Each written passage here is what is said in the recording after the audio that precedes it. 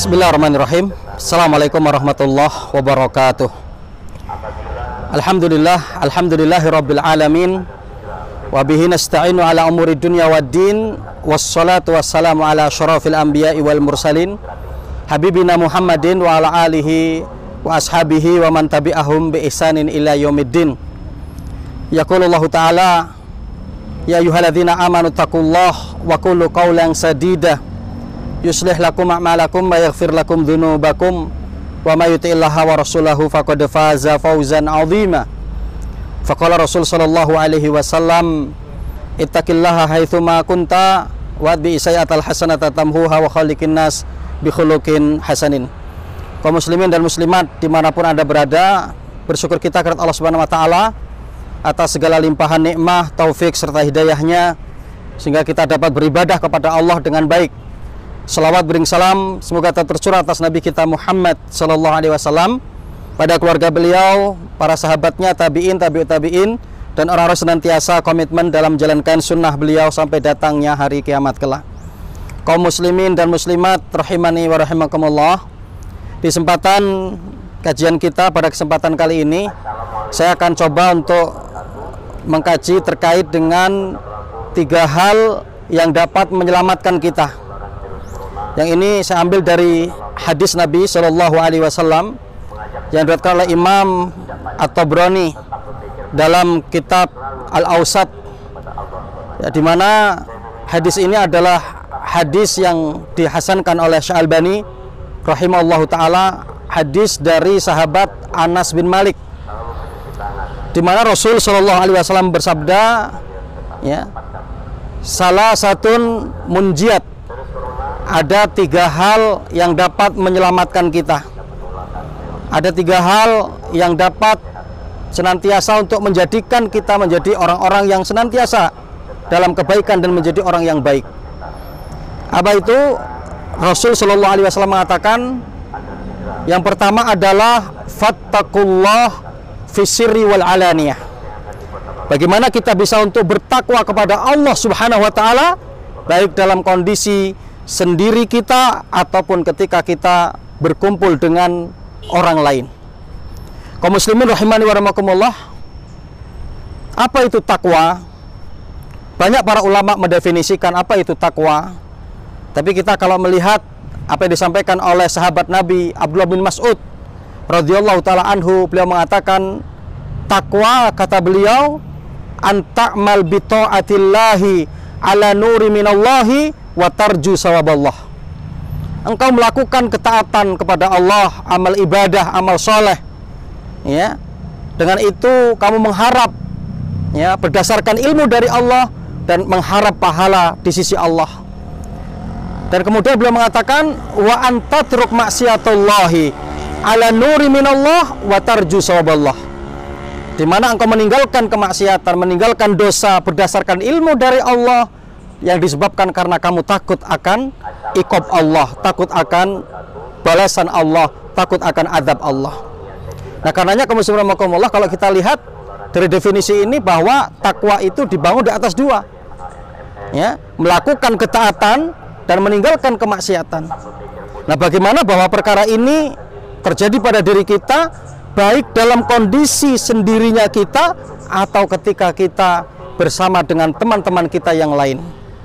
Sungguh luar biasa, Rasul Shallallahu Alaihi Wasallam menyebutkan, ya, mendahulukan, ya, fisirri wal alaniyah, mendahulukan rahasia dalam kondisi kesendirian kita dengan kemudian beramai-ramai. Karena apa? Ketika seorang dapat membangun ketakwaan kepada Allah dalam kondisi sendirinya, pasti dia akan lebih bisa untuk, ya, melakukan ketakwaan kepada Allah dalam kondisi ramai. Ya, di antaranya kita melihat, ya, pengertian dari takwa yang disebutkan oleh sahabat Abdullah bin Mas'ud bahwa pondasi pertama takwa adalah melakukan ketaatan kepada Allah berdasarkan ilmu dari Allah dan mengharap pahala di sisi Allah. Bagaimana ini bisa kita lakukan dalam kondisi kesendirian kita? Ya, ketika dalam kondisi sendiri kita tetap kita melakukan ketaatan kepada Allah. Ya, dan begitu juga apa? Ya, dimana bahwa kita juga untuk melakukan ketaatan-ketaatan Allah ketika dalam kondisi ramai. Ya, maka para ulama memberikan percontohan atau mencontohkan kepada kita untuk praktek, ya, kita beribadah dalam kondisi kesendirian kita. Diantaranya adalah praktek sholat malam kita. Kenapa? Karena pada waktu itu tidak ada orang yang melihat. Kita bangun nggak ada orang melihat. Kita ke kamar mandi ambil air wudhu tidak ada orang melihat. Kita melaksanakan sholat malam bermunajat kepada Allah tidak ada yang melihat. Ketika ini bisa dipraktekkan, maka seorang itu telah mempraktekkan satu bentuk amalan ketaatan yang rahasia. Ya, yang begitu juga apa? Dengan amalan-amalan yang zahir, amalan-amalan yang dikerjakan bersama-sama. Ya, dan pondasi yang kedua adalah menjauhkan diri kita dari kemaksiatan kepada Allah berdasarkan ilmu dari Allah karena kita takut akan azab Allah. Nah, bagaimana ketika kita meninggalkan kemaksiatan? Ini juga adalah baik dalam kondisi sendiri kita ataupun kita berkumpul dengan yang lain. Ya, maka menjadi PR besar bagi kita.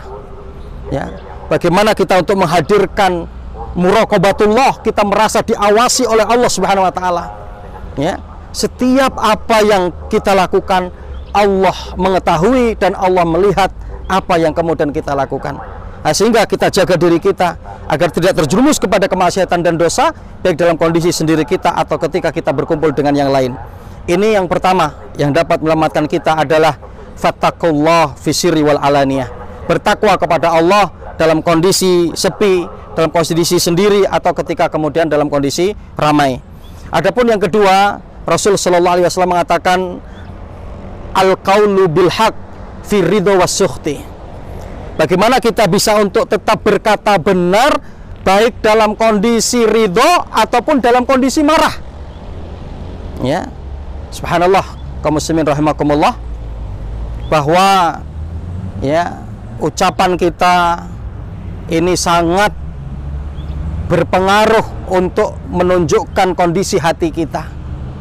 Ya, maka bagaimana bahwa ya kita untuk tetap berkata benar, berkata baik, baik dalam kondisi ridho maupun ketika dalam kondisi marah. Ya, karena pertanggungjawaban yang sangat besar di hadapan Allah terkait dengan lisan kita. Ya, Rasulullah mengatakan dalam riwayat Tirmidzi, aktsaru ma yudkhilun nas annar al-ajwafan. Rasulullah mengatakan yang banyak menjerumuskan manusia ke dalam api neraka itu adalah dua. Ya, al-famu wal farj, yaitu mulut dan kemaluan. Ya, yang karenanya luar biasa. Ketika saya mendapati hadis ini, waktu itu saya merenung. Ya, kenapa kita untuk tetap berkata baik? Ya, dalam kondisi ridho. Ya, karena artinya apa? Ketika kita dalam kondisi ridho, kita sudah pasti untuk berkata kebaikan. Yang mungkin menjadi ujian bagi kita adalah kita untuk tetap berkata baik meskipun kita marah. Ya, tapi ternyata luar biasa.